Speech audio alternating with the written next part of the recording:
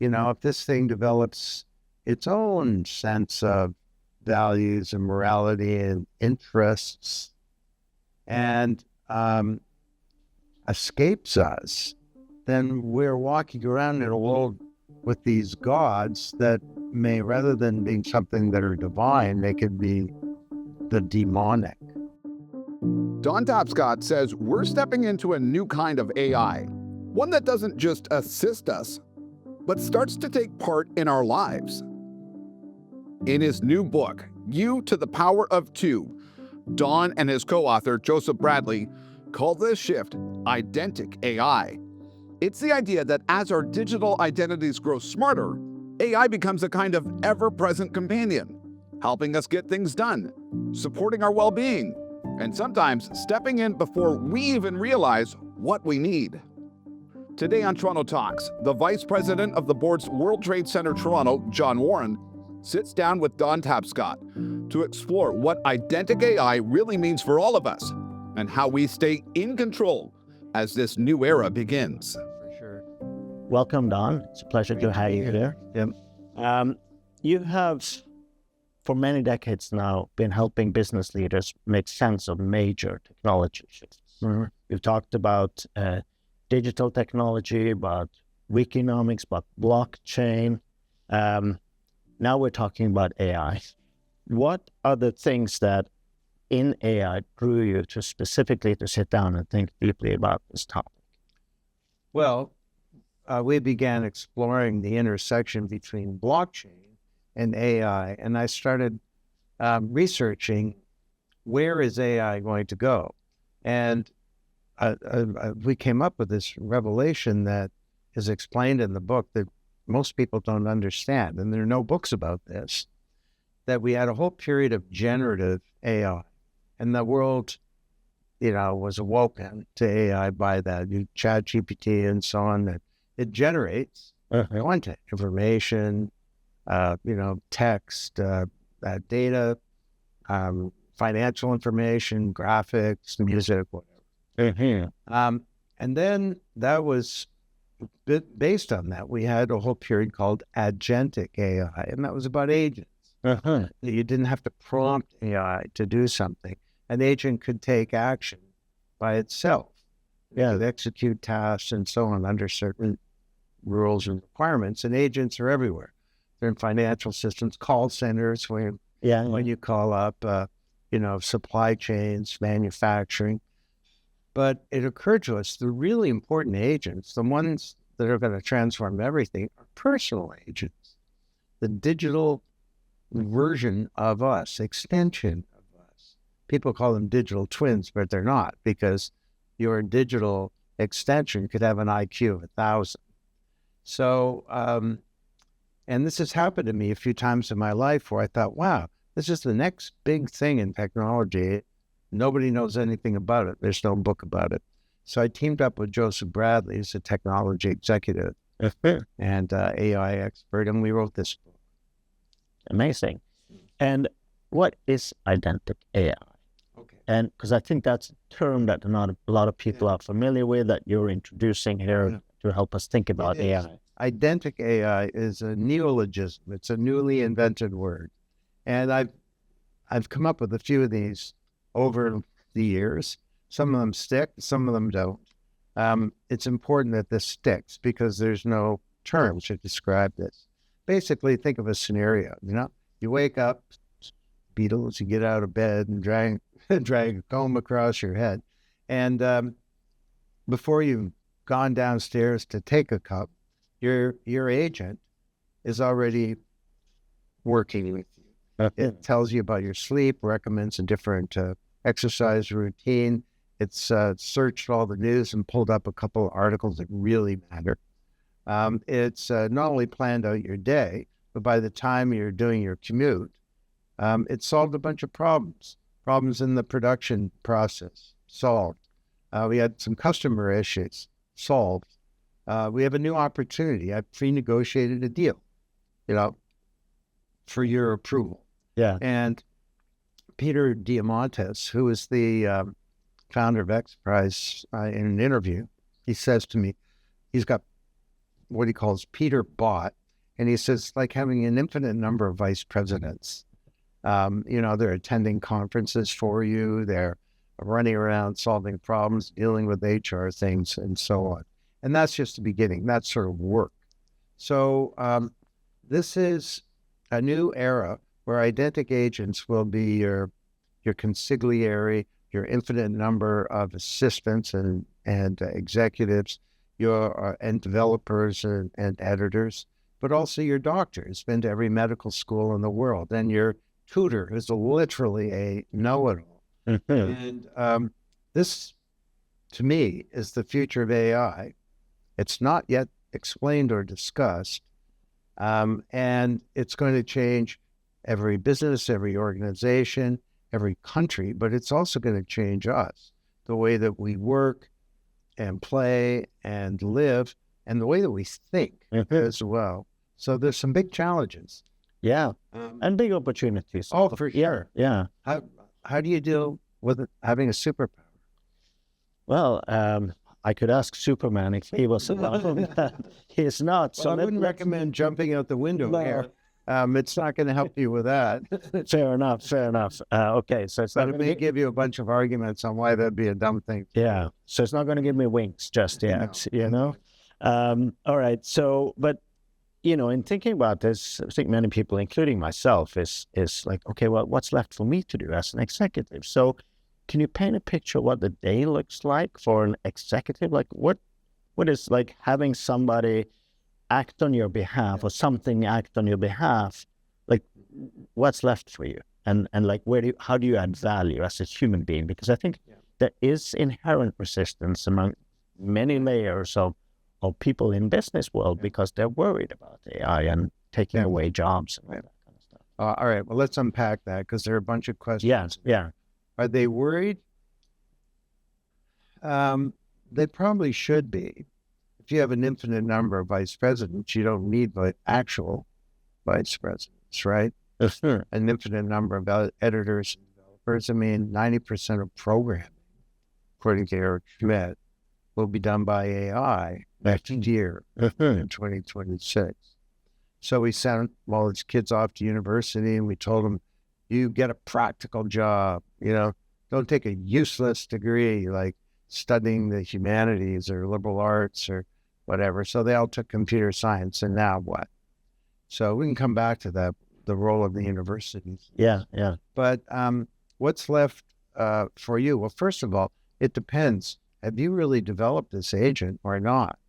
In the future, companies, and I'm not talking 20 years out, I'm talking next year, companies will not only look at your resume, they'll look at your agent. You could have someone fresh out of school with a fantastic identic agent who's more capable than a seasoned executive. For sure. So, and then all kinds of interesting issues, like what's left for us. During the internet period, we all made implicit choices about what we were going to store on board and what we'd let the web store. Yeah. So now I don't have to remember that. I can Google it, right? Yeah. I remember I was in London. That was 15 years ago. And I was going to this really tiny little place on a street with 5 buildings and houses. Yeah. And it was like, I'm going to 13 Whifflepot Lane. And the guy says, right. And off he goes. He's had to remember every street.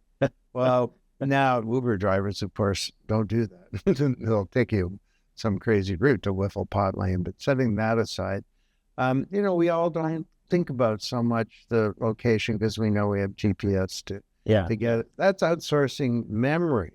Yeah. Well, now we're going to be outsourcing thinking and intelligence. Yeah. Am I going to think about this, or am I going to let my agent think about it because they're way smarter than I am? Yeah. So is that going to charge us up and bring our thinking to a new level? Or if we do it wrong, is it going to dumb us down? Or we'll just get lazy. Yeah. Now you think about that and you find that and you solve that problem because I don't have to do it. So there are many, many tough issues like this. For sure. I mean, that's so interesting because I had a friend of mine who changed jobs recently. She came from a very technology-forward organization to one which was much more relationship-oriented. Yeah. In her luggage, so to say, she had 7 agents. And this new organization had prepared for her an onboarding program that, like, task that she was going to do. That was going to take her 2 weeks, but she was done before the afternoon was over because she had agents and they had no concept that this work could happen so quickly, right? So it's very. But think about it: the people that have that kind of capability, in terms of job markets, they're competitiveness versus somebody who's kind of old school, and doesn't understand Identic AI. And I thought of it for myself, like we run a program here to help companies adopt AI. Yeah. And I'm thinking, as I'm adding to my team, well, what does the job profile look like of a future hire? Yeah. And I said to HR, I'd like somebody who comes with an agent. Like that would be awesome. Like if, That's right. Because that not only shows that they understand where we're at, but they also come with that additional superpower, as you were mentioning earlier. Yeah. I'm still not getting much luck in the job market for that. So I might have to wait a little bit. Or I may even have to go younger, I'm thinking, in the market for that. Yeah. But there is one element left for the humans, don't you think? Where is, if the grunt work, everything is taken away from us. Yeah. Relationships still gonna matter. Yeah, I think that's true. But it's not just a grunt work. No. It's going to be taken away. It's going to be some of the higher level problem solving that executives do. Yeah. So to me, what's important in the future is not just what you know, because your agent can know everything. We go to university to learn, acquire knowledge, right? Yeah. It's going to be so important. No. You have to master certain things. But what's way more important is the development of these underlying capabilities, your ability to think critically, to see the big picture, to see the interrelationship between things, your BS detector. Yes. Because so much of this stuff is just not true. Yeah. Your ability to collaborate, your passion for doing research, and your capability for managing this superpower that you have. These are the kinds of things that will be really important. And in the universities, I'm a strong believer, by the way, of a liberal arts undergraduate education. I always was. Yeah. Now, because, we not only need people who know about things, we need people who can think.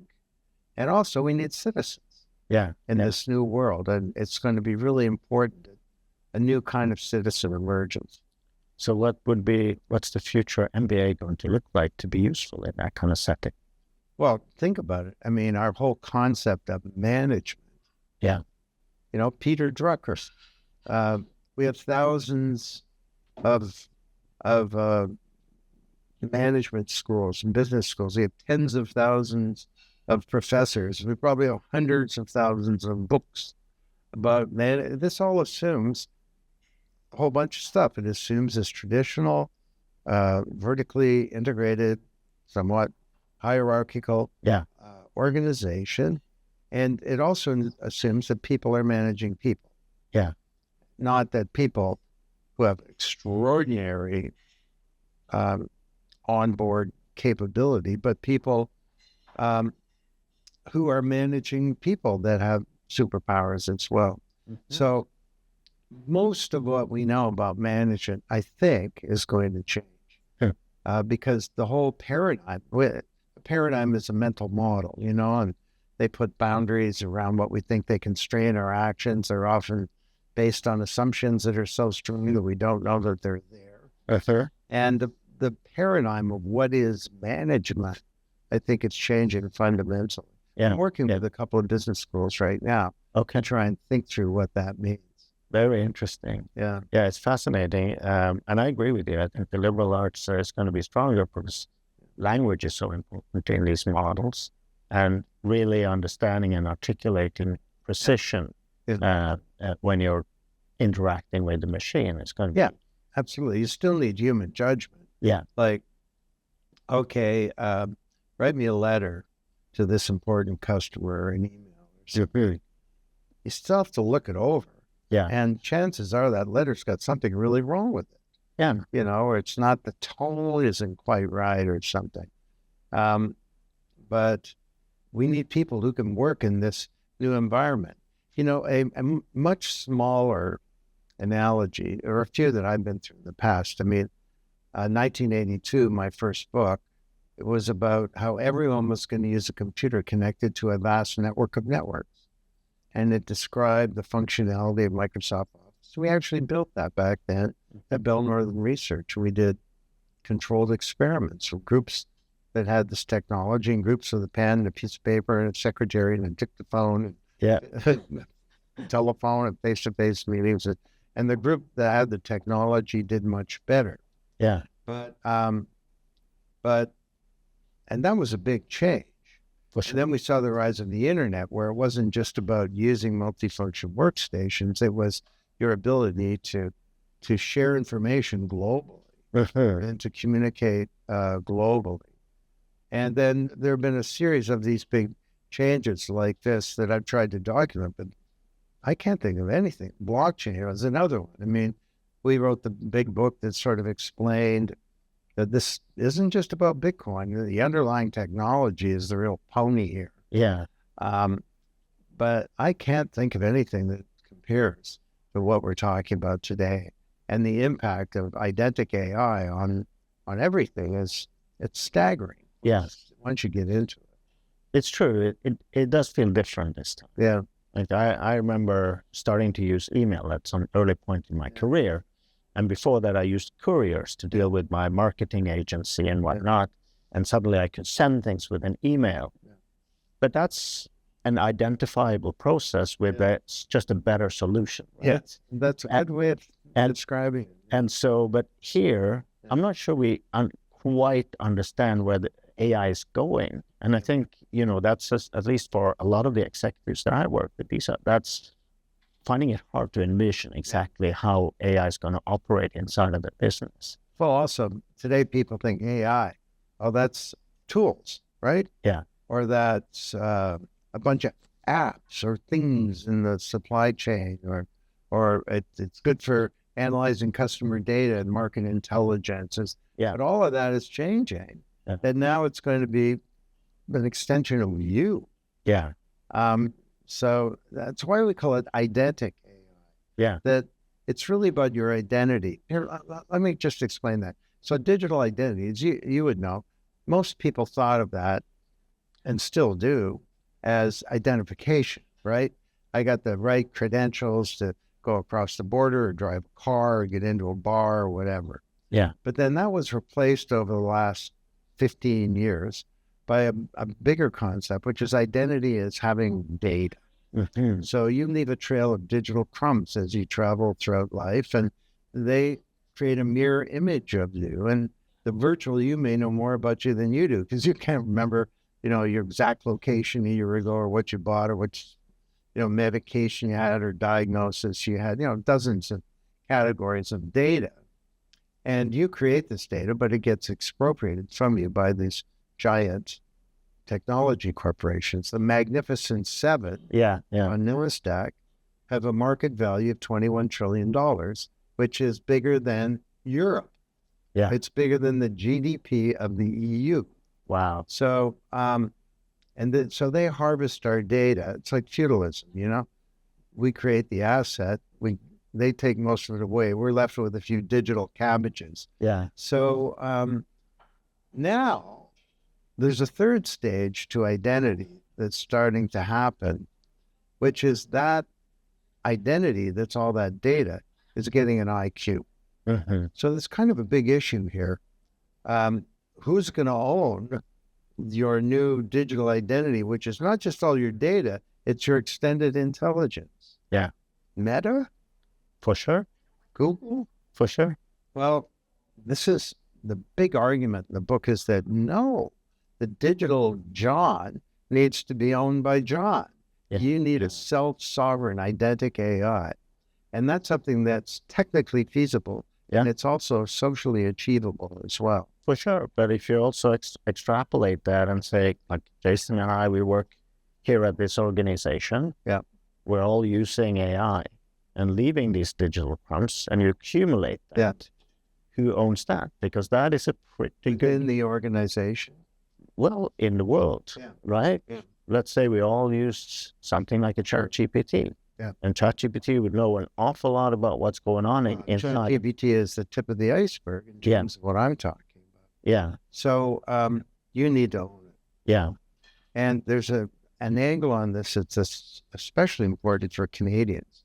Now, Canada's, let's say it, under attack right now. Yeah. President wants to use economic force to cause us to collapse and give up on our sovereign nation and become part of the U.S. Yeah. And it's such a preposterous idea and so offensive to Canadians, but it's a real thing. And so we need to build a prosperous, productive, but also a resilient economy as well. Yeah. That can withstand these kinds of threats. Yeah. And the challenge here is, like, even in the US, there's a big issue. Who should own the digital me? But in Canada, should it be owned not just by large technology companies, American technology? Yeah. Like, there's a thing in Canada, the big concern, government and others, about something called data sovereignty. Yeah. So any data that's in the Canadian system, personal data, government data, business data, if it runs on software that's owned by an American company or a platform that's American, a judge in the United States can demand that that data be released. Yeah. So, that's a problem. Yeah. So this is a big national thing for Canadians, even more than for Americans, although it's a big challenge for them as well, which is to recapture not just their data, but their extended intellect and know-how and ability to think and solve problems in the world. Yeah. These are very important topics. Of course, sovereign AI is older. Every conversation I hear at the moment. So I think it's on many people's mind. I think, I'm wondering from your perspective, like, are we in a position to control this, or is the technology that the Americans have so advanced that the train's left the That's the station? killer question. Yeah. My view is the future is not something to be predicted. It's something to be achieved. Fair And enough. we have a view that this problem is solvable. Now, it's a modest little thing that has to be done. We need to rebuild the entire architecture of artificial intelligence around a decentralized model. And in the book, we outline, what does that mean technically? How could that work? Okay. It's not really for technical people. It's written for, a nonfiction audience, which I guess is better than a fiction audience. But that can be achieved through a number of things. Decentralized physical infrastructure. It's called DPIN. Use blockchain to use all the computers in the world to process AI. Decentralized data fabric. And this solves a big problem about ownership. Decentralized large language models. Now, it doesn't mean that, OpenAI or whatever, that technology is going to go away. There's a role for it. But the key thing is, in a new architecture, I get control. And I own me. I own the digital extension of me.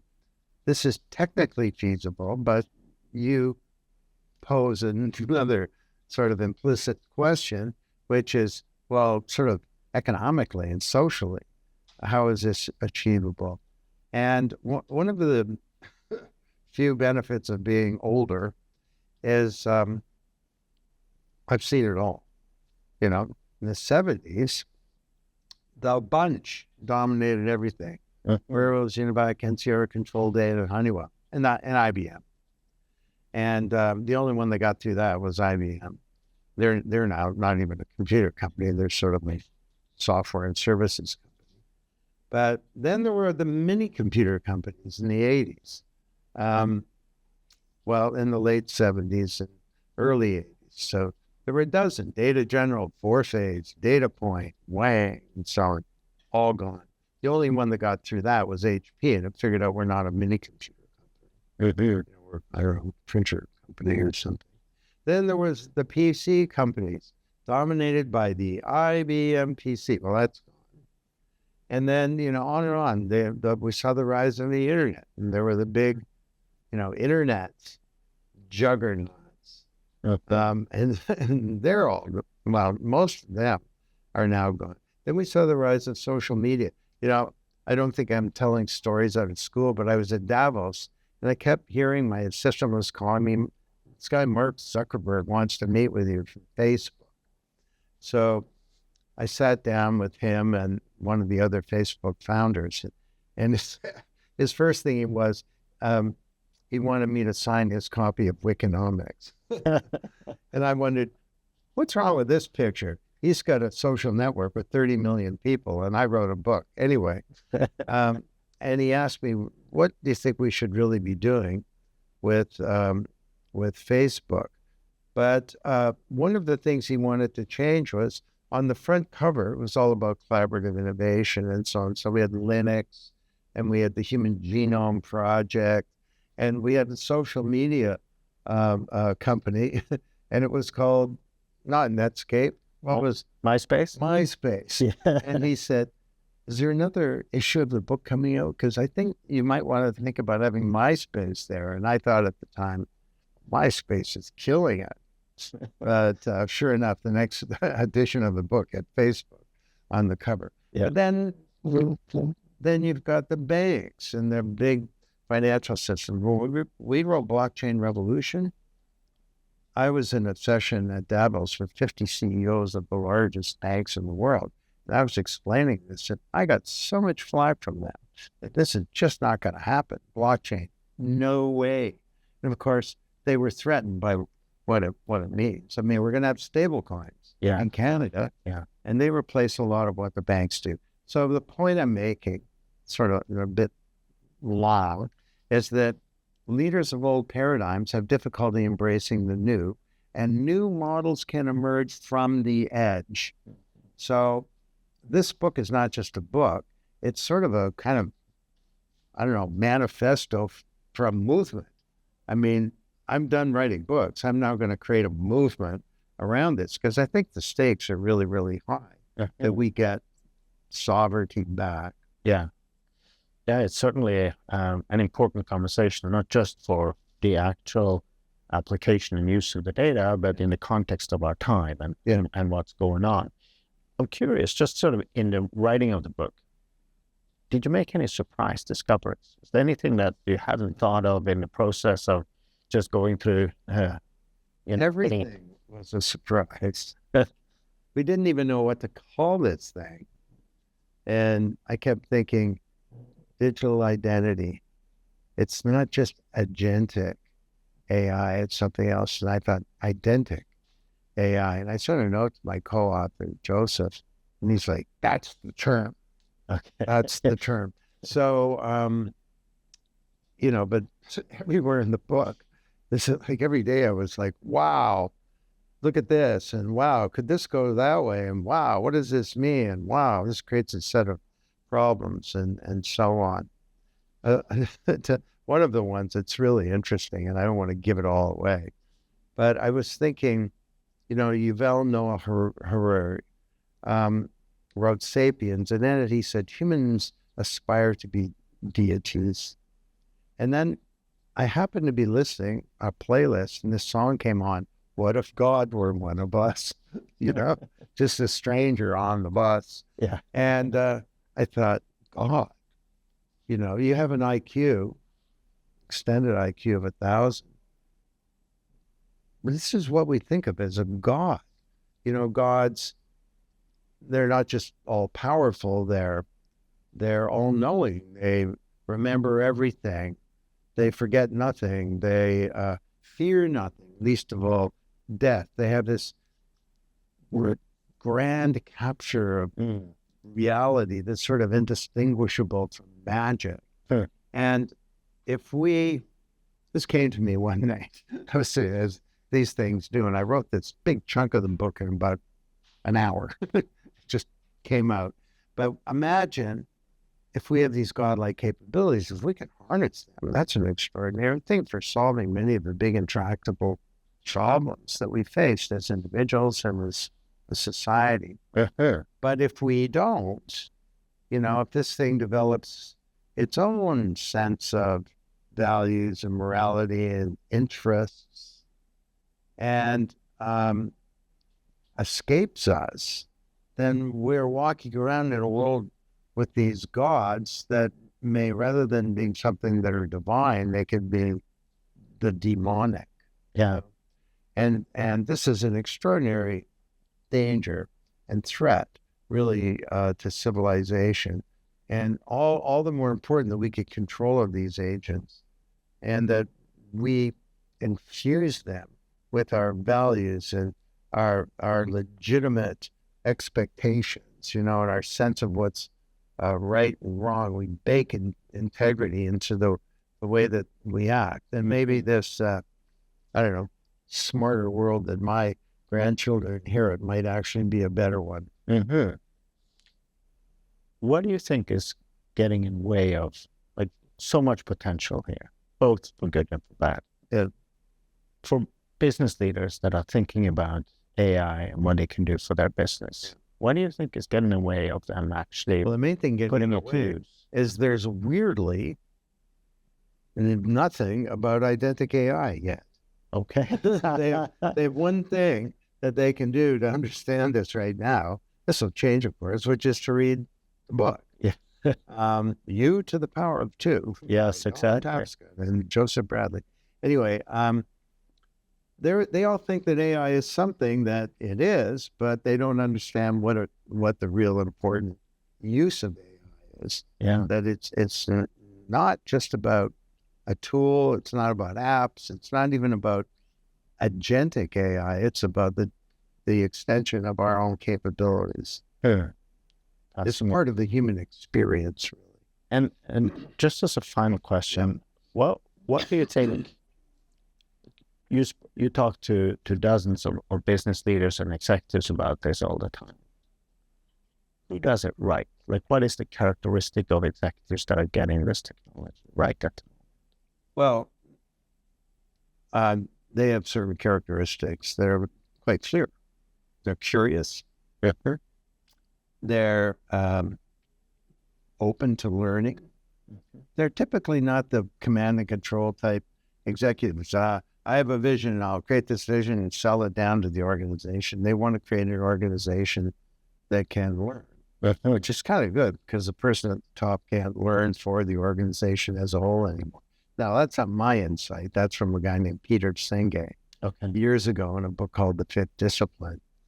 But, and I can spot it in a sec if I walk into an executive area and just sort of what it looks like. And when people, my people, just terms like that are sort of a giveaway.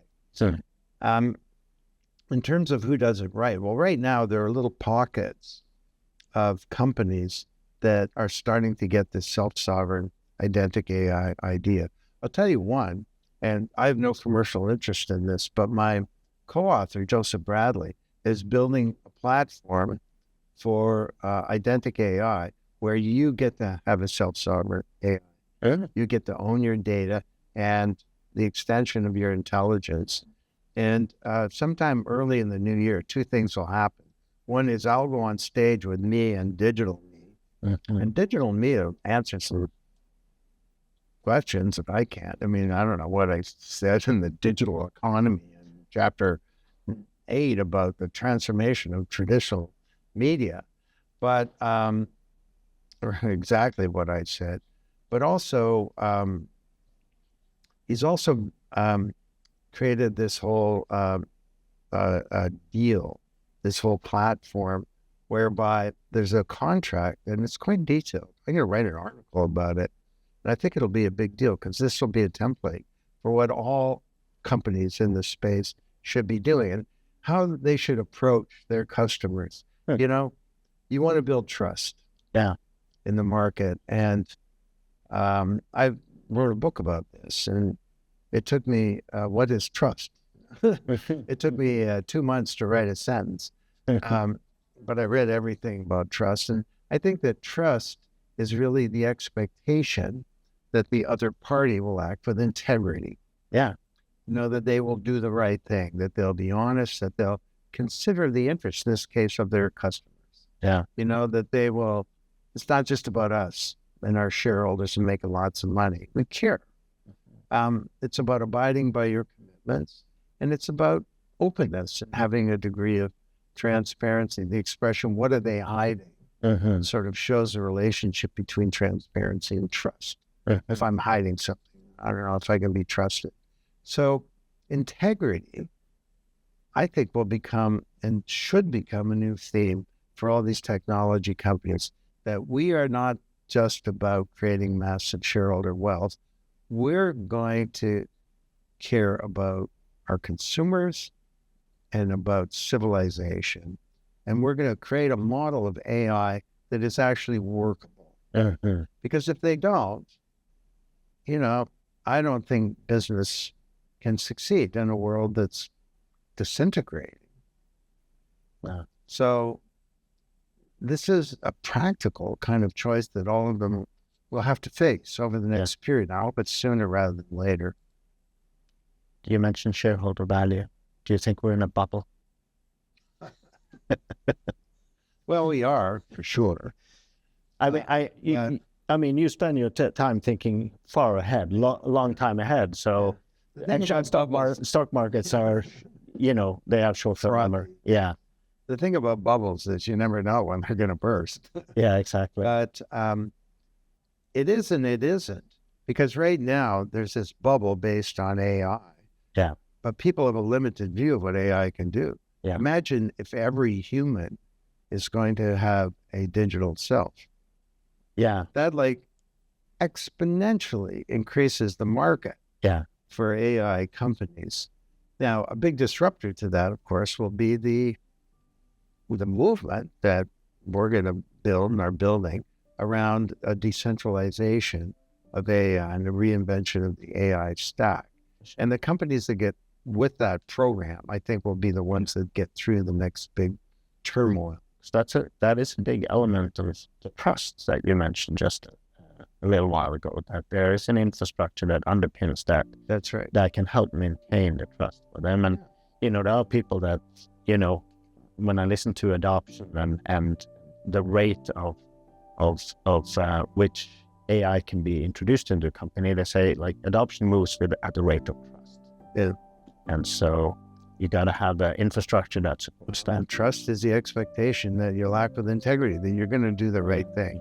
So all of you big AI companies out there, do the right thing, because trust is the sine qua non of this new environment. There. Don, thank you so much. This is great. Don's new book with Joseph Bradley, You to the Power of Two, is on sale now. If you enjoyed today's episode, make sure you subscribe. We're always talking to interesting people. And visit bot.com to sign up for our newsletters. That's all for this episode of Toronto Talks, the voice of Toronto's business community.